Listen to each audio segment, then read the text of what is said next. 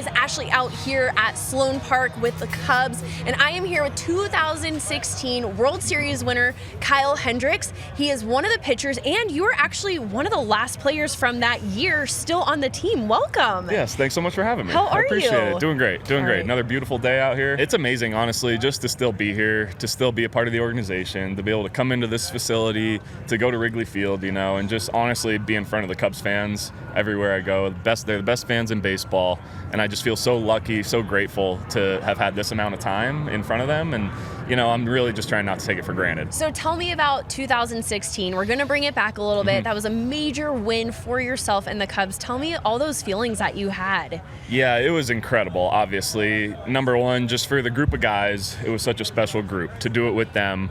But really all you think about are the Cubs fans, the loyalty. So really the emotions really started to hit after the fact, and really spending time around Wrigley Field and just around the community after we won it.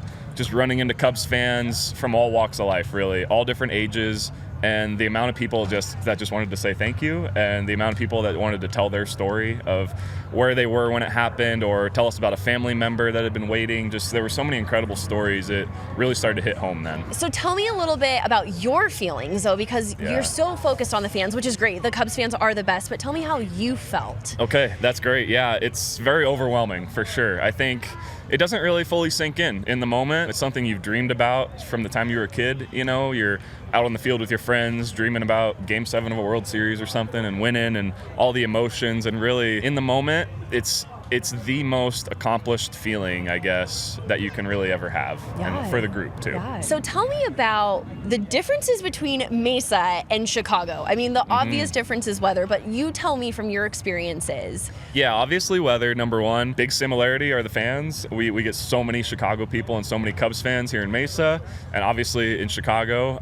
But the facilities alone, when I first started playing for the team, I was at Hohokam and Fitch, and the old clubhouse in Wrigley Field. Yep. Now to have the whole brand new clubhouse in Wrigley, have Sloan Park and this whole facility that we have here, it's just amazing to see the difference, and it makes a big difference for us as players, obviously. I live here now, so just having access to come into this facility whenever I want, it really keeps you at the top of your game, and it's super special for the organization to have. Yeah, and no weather restrictions. You pretty much have beautiful weather year-round, except for today. We've got like a little bit of a rainy, cloudy day on a St. Patrick's Day, but that doesn't mean anything, Yeah, we right? kind of enjoy those around here. It's sunny and 75 every day. Absolutely. So we do love it. And yeah, a little change is kind of nice. So tell me what you do when you're off the field. What does a day in your life look like?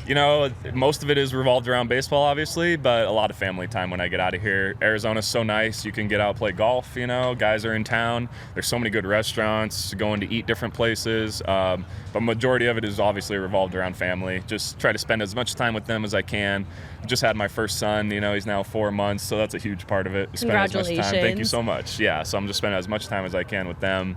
And just, resting and chilling and just getting our time alone. Yeah. So when you're out of season, you're golfing, hanging out with family, what else are you liking to do? Do you get out to be out in Mesa or anything like that while you're here? Yeah, definitely. I mean, we've spent so much time in this area. We love checking out all the new restaurants. I'm a big Mexican food fan, Hispanic food in general. Great. So a great spot for me here. Came from Southern California, that's where I grew up, so I've kind of was used to it, and didn't miss a beat with that coming here. So we just do so many things, just being outside, hiking. There's so much you can take advantage of here, and being outdoors. We really try and be Arizona outside. offers it all. 100%. Mesa offers it all. Absolutely. Now tell me this. I was just told that the game rules changed this year. Can you fill us in and how you feel about that? It's, every year is different, and there's always something that's changing. Last few years, we've had some rule changes that have been implemented. I think as baseball players, we're used to adjusting. That's what we're supposed to do. So it might take a few days, might take a week at most, but once we're in season, we really start to get the flow of it. So yeah, a big one obviously is the pitch clock being implemented, which there have been so many positives that have come from that. The game is just moving quicker. It's added more excitement to the game. There's more stolen bases. It's more stressful on us as pitchers, obviously, parts of it. But no, it's been amazing. Like I said, we adjust pretty quick. So last year being the first year, we really didn't even think about it coming into this year. They still changed the time a little bit for us, but shouldn't be much of a change. Again, we just love coming out here and being able to do what we love with our best friends, and whatever the rules they throw at us, we just adjust, and we're all playing the same game at the end of the day. Absolutely. So it's the same for both sides. So So how does that change your training at all? Does your training look a little different with these new rules? Totally. You have to definitely be aware of it. And so when I'm doing my throwing programs or throwing a bullpen or something like that, we have stopwatches out. We have coaches that are looking at all kinds of different things to point out to see if you're tipping, if you're going too slow to the plate, if there's things you can improve now to take advantage of these rule changes. And we're also trying to anticipate just what's going to be the biggest change that comes from them. So the biggest one clearly is going to be the running game, we think. So limiting stolen bases, just trying to be quicker to the plate, giving our catchers a chance to throw guys out. So there's a lot of drill work and a lot of just thought and time put into that now. Absolutely. So tell me a little bit about 12-year-old self. If you could go back in time and tell yourself at 12 years old where you would be now, what advice would you give him? I would tell him just keep doing exactly what you think you should be doing. You know, I'm so lucky and grateful to have ended up where I am, but there's so much luck involved along the way, and everybody's path is so different. 12 years old, you have no idea. You know, you're just trying to have fun, enjoy the game, and you have no idea where it's going to take you, you know, at that point. But I knew that I loved it, so all I would tell myself is to follow that. You know, if you love it that much, you'll put in the work and you'll want to be out here and you'll figure out the right things to do, but you have to have the love for it first. So I'm so lucky that I've had that my whole life, my whole career still. And yeah, just so lucky to have a great support system, you know, leaning on my family and coachings and everybody as I was growing up. Where did baseball come from? Is this something from a deep-rooted part of your family, or are you kind of like a first of your kind? No, definitely a lot of sports in my family growing up. My dad loves all kinds of sports, and my dad was a golf pro growing up, so I grew up playing a ton of golf. And that was one of my best sports, obviously, but I just didn't love it. Like I couldn't be out on the driving range hitting balls all day. The passion wasn't there. It wasn't there. I'd go play with my buddies. I had fun, but I didn't want to take it serious, really, you know. But I could be out on the baseball field for 10 hours a day, hitting me ground balls, hitting fly balls, whatever it was. I loved that, and I could be out there all day long. So I'm so lucky, again, and grateful for that part of my path that he saw that, you know, and just let me do my thing. He just pushed me in the baseball realm, got me the right coaching, just told me to love it and have fun as long as I could. And so, yeah, it just kind of came from there. I knew baseball was what I loved to do. It was always my focus. And they were so good also pushing school, you know, making sure I did well in school to have a backup plan, because you never know in athletics, something could happen. You never know. Any injury, right? 100%. Or something. Exactly. What age did you realize, oh my God, I'm going pro? Yeah, it was late, to be honest. I feel like I was somewhat of a late bloomer. I grew up in Southern California, so I played with a ton of good baseball players growing up all the way through high school, but not heavily recruited, I would say, in any way. So it definitely wasn't till college, later in college, when probably sophomore, junior year, and I realized that I may get drafted and just have the opportunity to play in the minor leagues. You know, that was an amazing feeling, just to get the chance. That's all you can ask for. You know, ask for the opportunity and the chance and go from there. And once I got into pro ball again, so much luck and gratitude, so many good coaches that pushed me the right direction. That's awesome. So yeah, very thankful for a lot of people. You mentioned luck. You've got to tell me, there's some superstitions that you hold on to for games, right? Tell me what your superstitions are now, and did you have any during the World Series? So yeah, I think now that I'm later in my career, we call it a routine. It's more routine now. There's a lot of the same things that happen on a day in and day out basis, but when you're young, there's definitely superstitions in there. You know, coming up, I would want to go get a sandwich for lunch, you know, or something, or I'd want Italian the night before I pitched. There were things like that I wanted to eat. There were things when I got into the field, certain things that I would do in the right order, things like that. The more you play and the more you go along, you kind of learn that you don't really have time for a lot of that. And at the end of the day, the game is the game. You know, you want to do the things, you want to rely on your preparation and do things right to be prepared, but you don't want to rely on all that luck, you know, at the end of the day. So it's funny how they kind of do go away, but baseball's such a game of superstition that I think we decided to just call it routine. That's what we call it. I love it. That's a great, great word to call that. Now tell me about, when was the time that you struggled in your career? Yeah, I've had multiple times. I mean, there are so many highs and so many lows in anything you do. And really, you wouldn't be able to appreciate the highs at their high if you didn't have the lows. And you learn from both. I've learned a lot from the good games. I've probably learned even more from the bad ones, you know. It's part of the process, I think. You have to be an honest self-evaluator, seeing how good or how bad it really was, not catastrophizing or making something worse than it needs to be, keeping things simple. But outside of just performance-based, going through injuries is another big one. I had a pretty bad shoulder injury about 1.5 years, 2 years ago. I was out for almost a year. It didn't require surgery, but just a long process coming back, a lot of uncertainty, therapy, for sure. Just a long process. a lot of uncertainty. So you don't know if you're really going to be the same person. Yeah. And again, a lot of luck, a lot of gratitude there. Just I had so many good people in my corner, so many good trainers and doctors that got me on the right path, and I'm able to come back and keep doing the thing I love. So yeah, I would say you try to appreciate the lows just as much as you do the highs, because there's so much you learn and so much comes out of that. Now, what does the future of baseball look for you and beyond? Yeah, like I said, I love it so much that health aside, as long as I'm healthy, I want to play as long as I can. Yeah. When it's over, it's over. Yeah. That's what they say. Yeah. So I'm just trying to get as much time as I can in. I love this organization so much. I love my teammates. Yeah. It's so easy coming in the ballpark every single day, going into Wrigley Field. There's so many positives that I'll get to reminisce on all of it when it's One all day, over. yeah. Exactly. But it's just so cool to be stacking all these memories as I'm going through it. And I just want to keep that now with my son. I would love him to see some of it, be a part of it, but at the end of the day, baseball is always going to be a part of me. So even when I'm done playing, I'm sure I'll be hanging around doing something in baseball. Coaching, or even, hey, you 100%. might be a little league coach. Yep, You never know. You never know. It's going to be something with baseball. So tell me something. Let's end on a really fun high note. What can you tell our future generation, or even some of your younger teammates, to keep their mindset in such a positive way, to keep pushing forward through any kind of struggles or hurdles that they might face that might bring them to a place of, I don't know if I can do this? What could you tell them? There's so many things. I think having simple, positive self-talk is always super helpful. Having good mental cues or mental exercises that you can use. I throw this out to some young guys around here. A really good exercise that I like to use. I think we get inundated with so much information. People think so many different things about you that going back to self-talk, I think a good visualizing exercise is seeing like a blackboard or a whiteboard with all the things that people have said about you, or things that you've seen about you, and imagine yourself wiping that all away, and then you put up there the words that you want to be or you want to follow, and you kind of follow that through your day. And it's like, it just gets you in the right mindset, puts you in the right place to go about your day. It's something simple. I love it. It really helps me It puts you in the driver's seat of your life. It puts you in control of what you're doing and your thoughts and who you want to be.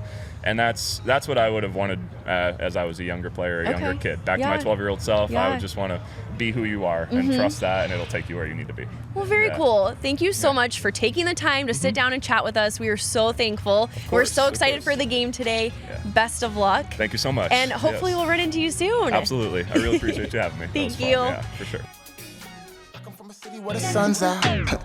Pretty people having fun now. Salt River in the summer or the springtime. Yeah, but we chillin' in the meantime. First certified autism destination. See that there makes me proud. We equal, it ain't no segregation. Every day I sing that loud. Back to the basics, y'all can't relate. Take a walk in my shoes down Canyon Lake or Saguaro. I need a bike to borrow. Meet me at 6, we gon' hike tomorrow down Hars Trail, and all is well in the valley of the sun, my home. Fresh fruity trail, it might do me well. They got me eating like a king on my throne. Let's go. Hey. Welcome back, guys. We are still out here at Sloan Park. It is spring training season. We just wrapped up our interview with Kyle Hendrix, and like I promised, we are out here with the general manager of Sloan Park, Justin Piper. Welcome. How are you? I am great. Great. Glad to be here overlooking the ballpark. Yes, different view of the ballpark. We kind of had a little behind the scenes, and now we get the beautiful view of Sloan, mini Wrigley, essentially, right?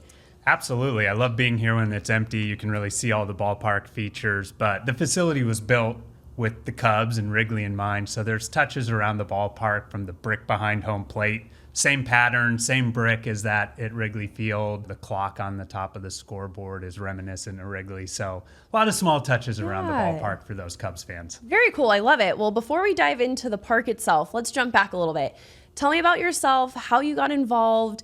Why baseball? I've been in sports for quite a few years now. I've been lucky enough to be with the Cubs since we opened Sloan Park in 2014. But prior to that, opened the ballpark in Reno for the Reno Aces, which was the AAA team for the Arizona Diamondbacks, and then spent some time at other sports properties as well. Very cool. Now, how did you land your role here at the Cubs?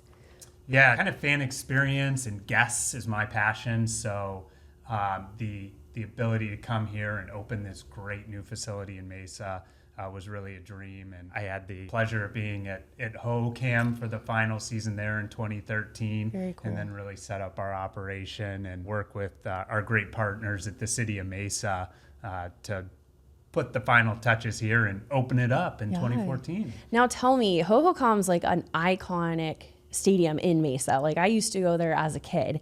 What made the Cubs, when they were making that transition from Hohokam to Sloan, to stay in Mesa? Why didn't they go anywhere else in the Valley? Yeah, well, Mesa's been a great partner since 1952, and you mentioned Hohokam, but that goes back to Rendezvous Park in downtown Mesa, and then a couple iterations of Hohokam. And I think ultimately the city came together with the Cubs and worked out a great partnership, and that history that has been so long, and it's really kind of the foundation of the modern Cactus League, is really the reason it came here. And I would also say our great partners at the Mesa Hohokams, who really are the foundation of this, and are still a huge part of our operation here in Mesa. Very cool. What role do they play within spring training and the Cubs? Yeah, I mean, going back to Hohokam, right? They really make the experience here. They're the ambassadors of spring training here in Mesa. Everywhere from parking the cars as they come in to welcoming guests at the gate, scanning tickets, ushering, and they raise money also through the 50-50 raffle here in partnership with Cubs Charities, and all of that goes back into the Mesa community. So everyone you see around the park, a huge chunk of them are all Mesa Hohokams. Very cool. Well, I wanted to touch on, you mentioned money kind of coming back into the community. Can you tell me a little bit about the economic impact that spring training does have on the city of Mesa? Yeah, I mean, it's a big part of why we're here. In the first 10 years, we welcomed over 1.9 million fans to spring training alone, other events aside. We have fans coming in from Chicago and really across the country, staying here in Mesa and enjoying their time and hopefully exploring other parts of the city as well. Yeah, staying in the hotels, eating at the restaurants, exploring the attractions out here. We know spring training is just such like the heart of Mesa, like truly that what breathes life into our city in the springtime, right? Now, Sloan Park has officially hit a huge milestone. You guys have been open and operating for 10 years. Can you reflect on the last 10 years and what that looks like? Yeah, it's great. We opened the ballpark against the Diamondbacks in 2014. So I remember that day, a special occasion, the full team lineup on the field, the fireworks for the national anthem. There's some great overhead shots, and it was just a really memorable day. And then each season has really had its key moments. Another special moment would be in 2017, we welcomed the World Series champions back to Mesa, and Mesa hosted a really big rally out in front of the park. So that was a neat moment and very memorable. And then we've hosted some cool things. We hosted the Red Sox from the Grapefruit League in 2019. And this year we'll be having the St. Louis Cardinals come in as well. So you don't get to see those Grapefruit League teams here very often. Yeah. And that's always a memorable moment when we bring something new to the fans. Hopefully we don't get too many Cardinals fans here in the ballpark. We don't need that competition, right? Now, outside of baseball, there are other events that do take place here. Can you talk a bit about what that looks like for you guys? Yeah, I mean, there's Cubs related or baseball events throughout the year, but then we look to host world-class festivals and events. Probably the biggest was most recently the TikTok in the Mix concert that was here in December of 2023, headlined by Cardi B and Niall Horan, Charlie Puth, and some others. Quite the production here. Yes. It was a fantastic experience. We learned a lot about the facility and look to host more events and entertainment like that here at Sloan Park. Yeah, so what is unique about Sloan Park compared to maybe other MLB spring training facilities? Yeah, well, we like to think we are the premier spring training destination, not just in Arizona, but across Major League Baseball. We host the most amount of fans of any facility since opening in 2014. And I really think it's that blend of like this Cactus League experience with the Chicago Cubs brand that really sets us apart from a lot of the other facilities. Very cool. Now, I'm going to throw you a little curveball. You're sitting down watching a spring training game. What's your go-to hot dog order? Oh man, that's a tough one. Over the years, it's probably changed, you know. I was probably just a normal kind of basic hot dog person, but can't go wrong with the Chicago dog. And then our chef last year introduced the Sonoran dog here. We're in the desert, so I've enjoyed that too. But I like all the ballpark fare. So who doesn't, I right? I rotate around. Very cool. All right. Well, tell me about the next 10 years, what that's going to look like, and maybe beyond here for Sloan Park. Yeah, we want to continue to push the limits. We're going to welcome another 2 million fans here to spring training, Wow. host concerts, host festivals. A week after this spring training, we have a church service on Easter for 15,000 people. The Savannah Bananas and their world tour will be coming here in late April. So we continue to bring other events here and bring people to Mesa and create events that residents here can enjoy as well. Yeah, we are so excited about the Bananas coming to Mesa, and we can't wait for Sloan to be hosting that. Now, tell me, what is one thing that you wish the fans knew about Sloan Park that maybe they don't know? Oh, wow, we try to keep all of that in the open, but I think one of the coolest things maybe, and I think millions of fans probably know about this, but they can take their photo by the marquee here for Sloan Park that's a replica, the Wrigley Field marquee. If you haven't been here, you don't know about it, but when you get here, it's such a cool moment to grab a custom message there and use it for your social media, grab a family photo. Yeah. It's one of the coolest things in the 10 years here that fans enjoy and continue to enjoy every game. A great activation. Now tell me, you were mentioning how behind home plate, that's a replica of what it looks like at Wrigley. Were those bricks brought in from Wrigley? Is there anything from Wrigley Field that is in Sloan Park at all? Not necessarily from Wrigley here, but a lot of the attention to detail on how that looks and where it was sourced is all very much almost identical to what you would find at Wrigley Field. Very cool. The proportions of the field are very similar. So there's a lot of things that look and feel exactly like Wrigley. And if you've been to Wrigley or you're diehard Cubs fans, you notice these things right away when you walk through the gate. Yes, absolutely. So tell me, what is one of the most outrageous spring training rumors that you have ever heard in your time within baseball? Oh, man. Rumors. I don't want to substantiate rumors. Maybe a positive rumor. There you go. I don't know if this is necessarily a rumor, but it's one of the most unique things in this spring training is when every team has a ton of optimism, the look forward to the season. There's a lot of hope, and we've been lucky to have amazing players, great coaching staff, and I just love the atmosphere when the players arrive, the staff arrives, and everyone gets out onto the field in the first time. And it's not really a rumor, but just that the difference from team to team that you can see out there is a ton of fun. And the fans get to experience it firsthand if they go to the backfields and see the team working out. I think that's one of the coolest parts about spring training. Absolutely. Well, Justin, thank you so much for coming out today, chatting about this beautiful field that you run here, talking about the Cubs. We are so excited, and I can't believe spring training is already coming to an end, but we can't wait for the next year. We look forward to seeing you soon. Thank you very much. It's Thank been a you. great 10 years, and we look forward to the next 10 here in Mesa. As do we. Thank you. All right, guys, that's a wrap today here at the Sloan Park for spring training in Mesa of 2024. Check us out on all forms of social media. Like, comment, and subscribe, and we'll see you guys next week. Bye. That's what I feel, free, free, free. I'm on the